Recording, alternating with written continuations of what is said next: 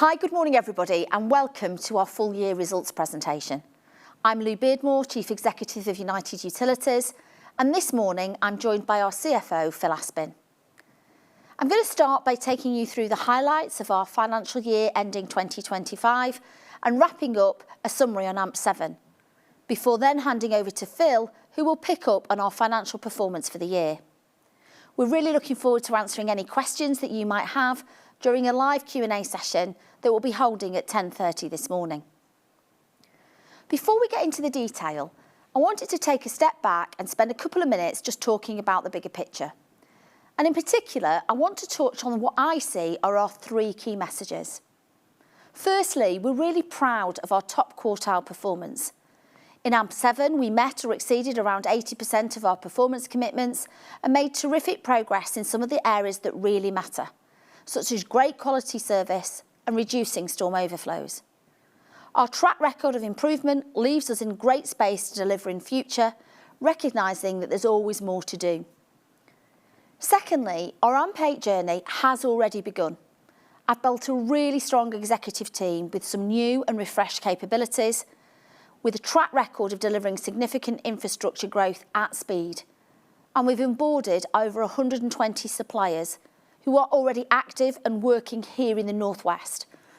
Our delivery strategy is all about doing things simpler, doing them smarter and doing things better. And we're already accelerating towards our 7% asset-based growth rate for the AMP. And lastly, I'm very pleased to announce today our returns guidance, which is to deliver at least 100 basis points of outperformance in AMP8. The main driver of outperformance will be from financing driven by our track record and strong balance sheet. And in addition, we expect to see contributions from ODIs, PCDs or price control deliverables as they're known, and TOTEX. Our RORE guidance completes our financial framework, which we think paints a compelling picture of the investment case as we enter into AMP8. As a management team, we're really looking forward to getting on with it and delivering on our ambitious plans now that we have the price review out of the way. I'll touch more at the end of the presentation about how you can find out more about our Capital Markets Day that we're going to be holding in June, and the further details we'll be providing about our delivery plans for AMP8. But for now, I'd like to take you through the headlines for our FY25 results. We've delivered another good set of results, and I'm incredibly proud of the work that's been put in by the team. We've delivered solid financial results with EPS growth of almost 50% compared to last year. Our balance sheet is in great shape with gearing at 60%, and we're fully equity funded for AMP8. We've reaffirmed our dividend policy, meaning our dividend will have grown with inflation for 20 years at the end of this AMP. And we continue to operate in the top quartile of the sector, having met around 80% of our performance commitments again this financial year. In FY25, we've achieved a 24 million ODI reward on a real post-tax basis. This is slightly below our guidance due to some significant storms at the back end of the year. Encouragingly, we are green on the EA's environmental performance assessment for serious pollutions, making that 13 consecutive years, and we're making great progress reducing spills from storm overflows. And with employee engagement at 87% this year, that's 7% higher than the UK high performance norm benchmark, we have a highly engaged colleagues ready to deliver our ambitious plans for the next 5 years and beyond. So now turning to our financial performance. On an underlying basis, earnings per share increased 49% to 49.6 pence. And across AMP7, we've delivered an average real return of 6.7% on a comparative basis, or 6.1% under Ofwat's revised methodology. Our CapEx for the year came in at the top end of our guidance range, and the dividend is in line with our policy. Now turning to some highlights of our AMP7 performance and some of the big successes we've had over the period, and why that makes us well placed to maximise on the opportunities for AMP8. We've embedded a high performance culture and outstanding levels of engagement. And I'm very proud of the improvements our top quartile performance we've achieved as a team, and I'd like to thank everybody for their hard work across the AMP. Firstly, looking at our wastewater performance, without a doubt, reducing overflow spills remains a top priority. In AMP7, we've managed to reduce the use of overflows by 39%, including a sector-leading 24% reduction in the final year of the AMP. I would add that our performance to date is made even more impressive when taking into account the operating environment last year, with significantly higher than average rainfall and record number of named storms.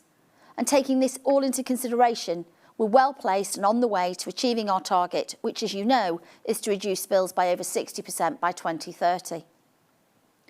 It's great to see the benefits of our accelerated programme, and these early successes provide us with confidence that we're going to be able to deliver on what is the most ambitious performance commitment in the sector by a considerable margin.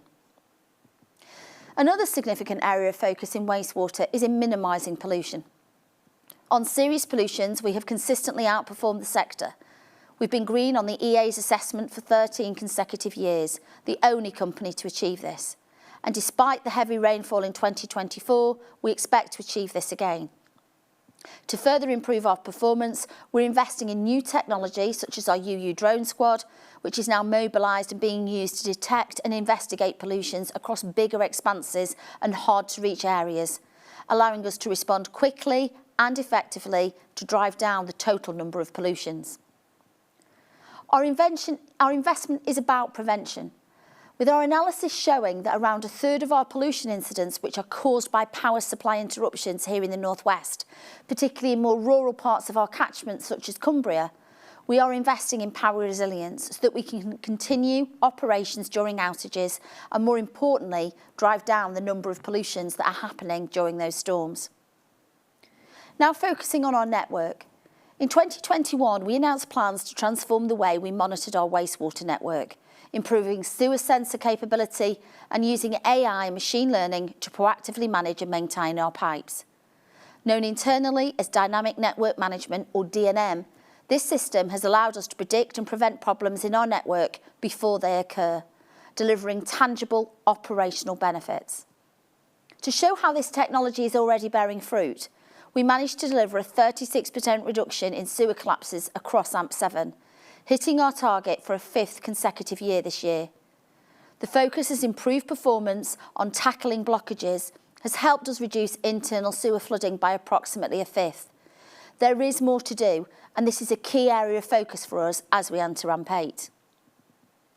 Looking now to our water performance, we continue to deliver improvements in water quality with a 29% reduction over AMP7, getting us to our lowest ever level. And in the last month, we reached the momentous halfway point of our 8-year project to upgrade the Vyrnwy aqueduct. On time and within budget, a huge step forward on improving water quality for 1 million customers in that pipe that takes water from Wales up into Merseyside and into Cheshire. We also have a number of key strategic projects in AMP8 that will help us deliver further improvements to water quality. Leakage is at its lowest ever level here in the northwest, and we've increased our find and fix rates by 70% this year, finding and tracing more leaks than ever before. We are making use of a number of innovations, including satellite imagery, artificial intelligence, and a new no-dig repair capability. This has been shown to be extremely successful with strong results in trials over the last 6 months, with a 92% success rate, helping us to reduce both the time taken to fix leaks and the operational costs of repair by around half. We have also been working with customers to better understand their usage, helping them to lower their consumption and ultimately their bills. This includes targeted communications to high water users and water efficiency home audits. And this work has helped us to identify areas of high usage and internal leaks. And once fixed, these have helped drive reductions in per capita consumption, where we are an upper quartile performer. I'm incredibly pleased with our customer service performance, both in year and across the AMP. We've further consolidated our position as the leading listed company for service, resulting in the 3rd highest reward on CMEX out of 17 companies. We've also been driving hard to improve services for developers and business customers too. And as we close out the AMP, we are one of only 3 companies to have achieved a reward in both CMEX and DMEX in every year of AMP7. There is a greater emphasis on customer service measures in AMP8, and our strong track record on all of those measures of experience puts us in a great position. Underpinning our performance, we've been awarded again the Service Mark with Distinction by the Institute of Customer Service, one of only 5 utility companies across the entire UK to do so, which is testimony to the team's hard work and commitment to provide great customer service every day. And as well as great service, another thing we're really passionate about is around providing support with affordability to families who need it.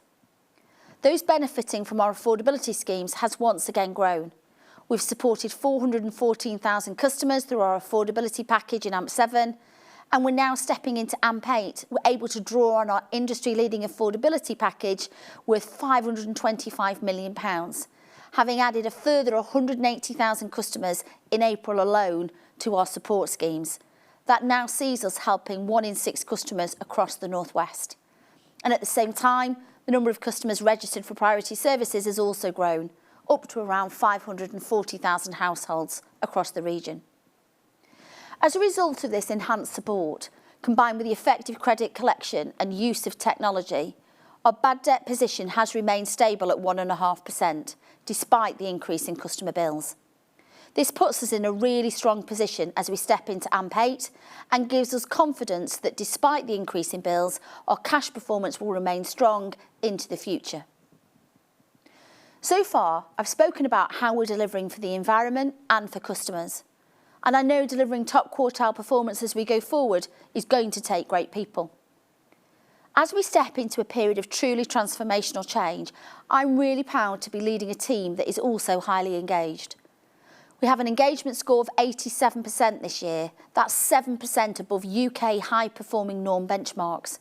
And I know my team are committed and excited about the opportunities we have to improve things for customers, the environment and the communities that we serve across the North West. I'm honoured that 91% of our colleagues told us that they were proud to be part of this organisation. And our Glassdoor rating of 4.4% is really testimony to that. And as well as ensuring our existing colleagues think United Utilities is a great place to work, we're also committed to attracting and developing great talent too. The plan we're delivering in AMP8 will support 30,000 jobs, 7,000 of which are new, and will make a real difference to the North West regional economy. We have a role to play investing in our local community and supporting economic growth right across our region. And not only does our business plan support 30,000 jobs, but it also brings investment in skills and opportunities here to the North West. So our plan will contribute £35 billion worth of economic value and support economic growth right across the North West region. And finally, looking at our ESG performance, we've delivered a 39% reduction in spills since 2020. We're green on the EEA's environmental performance assessment for serious pollutions. And from a nature perspective, we've made great progress, having already surpassed our 2030 peatland restoration target. We continue to foster an inclusive culture. We've been recognised externally for our success, ranking 4th in the UK of all companies for the Inclusive Employers list for 2024. And finally, we rank highly in a range of ESG indices. We're proud to be a component of the iconic Dow Jones Best in Class World Index, one of only 4 companies in the multi-utilities and water sector to make the list. And only last week, we received recognition from S&P for 25 years of sustainability reporting. And with that, I'll hand over to Phil to take you through the financials. Thank you, Lou, and good morning. Firstly, here are financial highlights. Revenue increased by around 10%, in line with our guidance, largely as a result of regulatory adjustments, including the inflation-linked increase allowed as part of our revenue cap, as well as the under-recovery relating to prior years. Underlying operating profit increased to £634 million, primarily reflecting higher revenue, with underlying EPS of 49.6p, almost a 50% increase on the prior year, as the regulatory revenue increases, which lag the impact of cost inflation, take effect. The dividend per share has increased in line with our policy to 51.85p, and finally, our balance sheet remains robust with gearing at 60%. Focusing first on underlying operating profit. Underlying operating profit of £634 million is up £116 million on the prior year, in line with our expectations. Revenue increased by £196 million, or around 10%, mainly driven by regulatory adjustments. Operating costs have increased by 80 million, or around 6% compared to the prior year, reflecting increases in costs associated with growth in the underlying asset base, inflationary increases, as well as investment in performance ahead of AMP8. All of this results in an underlying operating profit of 634 million, a 22% increase on the prior year. Underlying net finance expense for the year was 284 million, 9 million lower than the prior year, reflecting lower inflation applied to our index-linked debt, offset by an increase in cash interest and a reduction in the capitalised interest and pension interest income. Cash interest has increased by 46 million, primarily reflecting the increase in debt, largely due to the accelerated funding ahead of AMP8. On underlying tax, we recognise no current tax charge as we benefit from full expensing, and we expect this to continue into the future, resulting in no current tax charge for FY26. This results in underlying profit after tax of 339 million and an EPS of 49.6 pence. Our balance sheet continues to demonstrate our financial strength with gearing at 60%. RCV has grown to 15.4 billion, up from 14.7 billion at the end of March 24, and net debt is 9.3 billion. We maintain a track record of responsible financing policies, and we benefit from a fully funded pension scheme, so we're not subject to unfunded costs in the future. Having fully funded AMP7 through FY25, we've been funding our AMP8 programme and have raised 1.8 billion this financial year, providing 2.8 billion of liquidity, which extends out into 2027. So now turning to RoRE, I thought it would be useful to now unpack the position for AMP7. We earned financing outperformance over the AMP of 2.8%, reflecting efficient debt issuances across the period that compare favourably with the industry. As expected, tax outperformance largely reflects the impact of full expensing introduced by HMRC in 2023. ODI outperformance of 0.5% reflects a net reward for each year of AMP7, which saw us meet around 80% of our performance commitments across the 5 years. Looking at the TOTEX impact in a little more detail, just over half of the 2.2% relates to previously announced additional investments including D&M and Better Rivers, and the remainder can be attributed to 2 other buckets. Firstly, we've been impacted by some cost drivers that have outstripped inflation, most notably power and chemicals. And secondly, the impact of isolated events across AMP7, such as the freeze-thaw event in FY23 and the fractured pipe outlet in Fleetwood last year. Finally, as you'll be aware, our retail cost base is set in nominal terms, resulting in a 0.4% reduction. Our AMP7 RoRE performance came in as expected at around the midpoint of our 6 to 8% range, but after adjusting for a sector-wide change in methodology, the headline figure is lower at 6.1%. The adjustment, published by Ofwat on the 31st of March 2025, reflects a retrospective change to how RoRE is calculated for both FY25 and cumulatively for AMP7, but does not change the level of outperformance in the regulatory adjustments carried forward into AMP8. After factoring in the impact of inflation, we've seen returns across the 5-year period at a level of 11.5% on a nominal basis. And now for an update on our financial framework. On returns, I'm pleased to announce our guidance for AMP8, where we expect to outperform the regulatory contract by over 100 basis points on a notional company basis. This means when combined with our base return of 5.15%, our guidance points to an improvement AMP on AMP in real terms. As with AMP7, I would expect the largest contribution to come from financing outperformance alongside TOTEX and incentives. Capital investment is forecast to be approximately 9 billion across the 5 years to March 2030, representing an uplift of around 5 billion from AMP7. As a result, the nominal growth in our asset base will increase from the AMP7 run rate of 5.2% per annum to around 7%.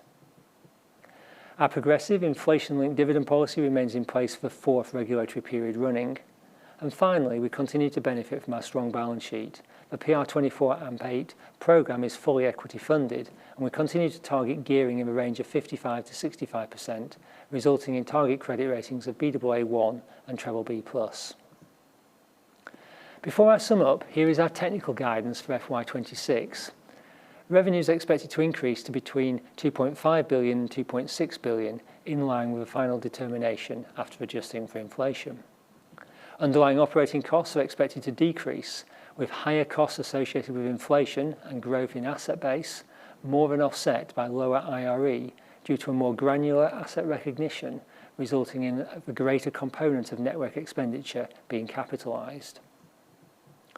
Depreciation is expected to increase by around 50 million, reflecting growth in our asset base and the impact of a more granular asset recognition. Underlying finance expense is expected to increase by around 50 million due to increased debt requirements to fund the step-up in investment in AMP8. And we expect full expensing to continue, resulting in no current tax charge as we enter AMP8. Capital investment is expected to ramp up. In FY26, we expect to incur a net ODI penalty, reflecting the introduction of new performance commitments, and consistent with historical performance, we expect to see this position progressively improving over the AMP, resulting in a net reward cumulatively. And finally, our progressive dividend continues to grow in line with inflation, and our policy implying an FY26 dividend per share of 53.66 pence. So finally, to summarise, we continue to perform well financially, with underlying operating profit up 22% and underlying EPS up almost 50% on the prior year, as the regulatory revenue increases which lag the impact of cost inflation take effect. Our balance sheet remains one of the strongest in the sector, with RCV gearing at 60% and a fully funded pension scheme. Together with liquidity of 2.8 billion, we have a robust financial position which underpins the growth investment we're going to see over the next 5-year period. Our progressive dividend continues to grow in line with inflation, with our total dividend landing at 51.85 pence per share, in line with policy. So thank you, and I'll now hand back to Lou. That's great, thanks Phil. Look, to summarise some of the key points that we've talked about this morning, we're performing well, both operationally and financially, with consistent upper quartile performance and a strong track record. Financially, we're well positioned with gearing at 60%, and we are fully equity funded for AMP8. Lastly, I'd like to thank the team here at UU. We've got some amazing, engaged and talented colleagues who, like me, are determined to drive the step change that everybody wants to see and sees all the opportunities that AMP8 presents. Before I finish, I'd like to remind you of our Capital Markets Day that's taking place on the 19th of June. It would be great to see as many of you there as possible, and it's going to be held in central London. It's going to be a fantastic opportunity to hear about the significant growth in investment and the economic value that I've touched on today, and a great opportunity to meet some of the new team and their exciting plans to ensure that we deliver that growth. So thank you for your time today. I'm sure you're bound to have some questions, and we'll be happy to take those during the Q&A session later this morning at 10:30. Look forward to seeing you later on. Thank you.